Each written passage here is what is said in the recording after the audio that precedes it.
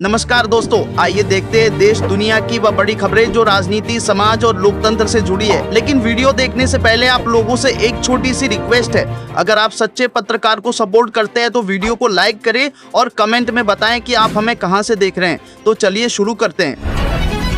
नई दिल्ली राज्यसभा में आज उस समय माहौल गर्मा गया जब नेता प्रतिपक्ष मल्लिकार्जुन खड़गे और सत्ता पक्ष के बीच तीखी नोकझोंक देखने को मिली। खड़गे ने सरकार पर लोकतांत्रिक संस्थाओं को कमजोर करने और विपक्ष की आवाज दबाने का आरोप लगाया। उनके तेवर इतने तीखे थे कि सदन में कुछ देर के लिए शोर शराबा बढ़ गया। इस गर्मा गर्म बहस के बाद सदन की कार्यवाही कुछ समय के लिए स्थगित करनी पड़ी। संसद में बहस से डर रही है सरकार, क्यों बोलने नहीं दिया गया जा रहा राहुल गांधी को। कांग्रेस नेता और लोकसभा में नेता प्रतिपक्ष राहुल गांधी ने संसद से बाहर आते ही सरकार पर गंभीर आरोप लगाए हैं। उन्होंने कहा कि कुछ दिन पहले पूर्व आर्मी चीफ जनरल नरवणे की किताब को लेकर मुद्दा उठा था, लेकिन सरकार इस पर चर्चा नहीं चाहती थी। राहुल गांधी का आरोप है कि उन्हें बार बार संसद में बोलने से रोका गया है। राहुल गांधी ने साफ कहा कि प्रधानमंत्री संसद में इसलिए नहीं आए क्योंकि वे सच्चाई और बहस से डरते हैं। कांग्रेस ने मांग की है कि संसद में खुली और निष्पक्ष चर्चा होनी चाहिए। लोकसभा में गतिरोध जारी, विपक्ष के पास अविश्वास प्रस्ताव अंतिम हथियार। लोकसभा अध्यक्ष ओम बिरला करीब 5 मिनट तक लोकसभा में यह कहते रहे कि सभी को बोलने का मौका मिलेगा, लेकिन इस दौरान नेता प्रतिपक्ष राहुल गांधी को बोलने की अनुमति नहीं दी गई, जबकि वे खड़े होकर अपनी बात रखना चाह रहे थे। विपक्ष का आरोप है कि अगर राहुल गांधी को 1-2 मिनट भी दिए जाते तो वह अपनी बात पूरी कर सकते थे। विपक्षी खेमे में यह चर्चा तेज है कि अगर उन्हें बार बार बोलने से रोका गया तो लोकसभा अध्यक्ष ओम बिरला के खिलाफ अविश्वास प्रस्ताव लाना ही आखिरी विकल्प बच सकता है।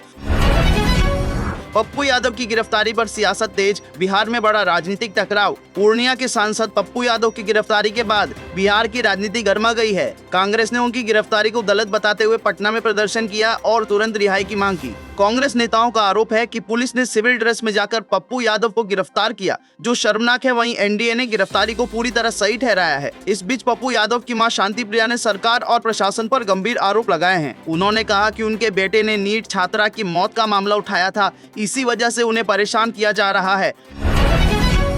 8वें वेतन आयोग पर मोदी सरकार का बड़ा फैसला, केंद्रीय कर्मचारियों के लिए है अपडेट। वैसे तो वेतन आयोग को सिफारिशें देने के लिए 18 महीने का वक्त मिला है, लेकिन इससे जुड़ी हर गतिविधियों पर कर्मचारियों की नजर है। अब 8वें वेतन आयोग को लेकर एक नया अपडेट है। कार्मिक, लोक शिकायत एवं पेंशन मंत्रालय के तहत आने वाले व्यय विभाग के आदेश के मुताबिक केंद्र सरकार ने वेतन आयोग के अंतर्गत डायरेक्टर पद को भरने की मंजूरी दे दी है।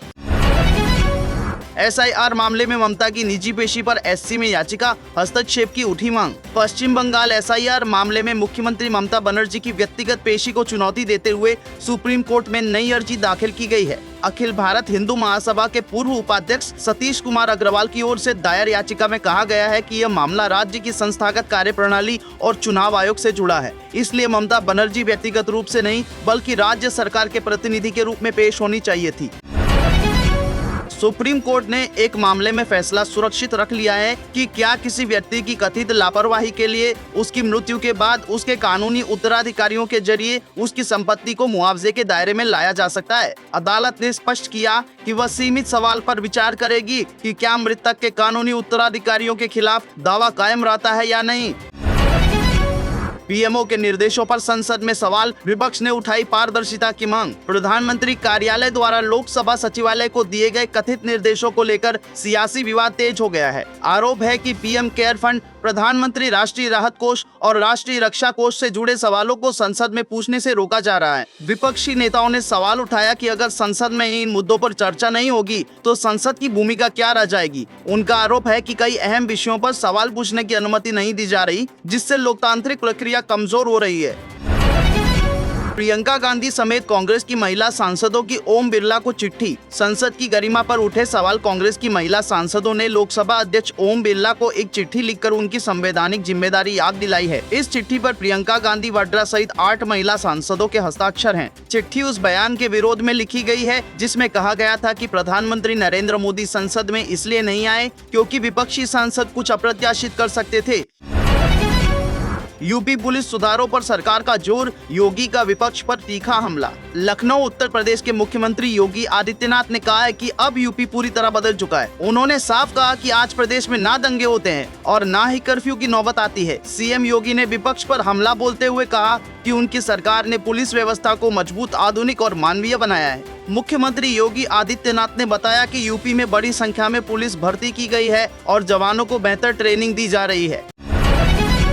राहुल गांधी तक पहुंचेगी जांच, दिल्ली पुलिस का ऑपरेशन 4 स्टार्स जो गई शुरू। जनरल MM नरवणे की किताब लीक कैसे हुई, इस पर दिल्ली पुलिस ने जांच शुरू कर दी है। खंगाला जा रहा कि जिस किताब को छापने की इजाजत नहीं थी, वह राहुल गांधी संसद लेकर कैसे पहुंच गए, सोशल मीडिया में इसे किसने फैलाया, इसे छापने से लेकर लोगों के हाथ में पहुंचने तक पर इन्वेस्टिगेशन शुरू हो चुकी है।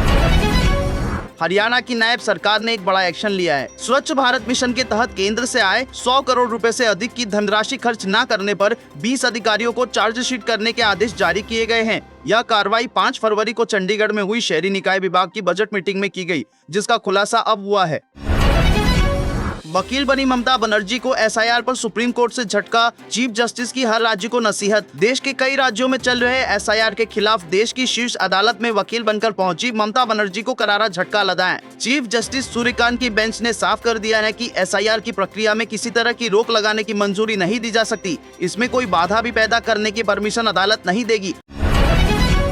आखिरकार झुक ही गया पाकिस्तान, T20 वर्ल्ड कप में भारत से खेलने को हुआ राजी। T20 वर्ल्ड कप 2026 में भारत और पाकिस्तान के बीच होने वाला बहुप्रतीक्षित मुकाबला अब तय कार्यक्रम के अनुसार खेला जाएगा। यह मैच 15 फरवरी को कोलंबो में ही होगा। पाकिस्तान सरकार ने सोमवार को औपचारिक रूप से पाकिस्तान क्रिकेट बोर्ड यानी PCB को यह मैच खेलने की अनुमति दे दी, जिससे पिछले कई दिनों से बना गतिरोध अब समाप्त हो गया है।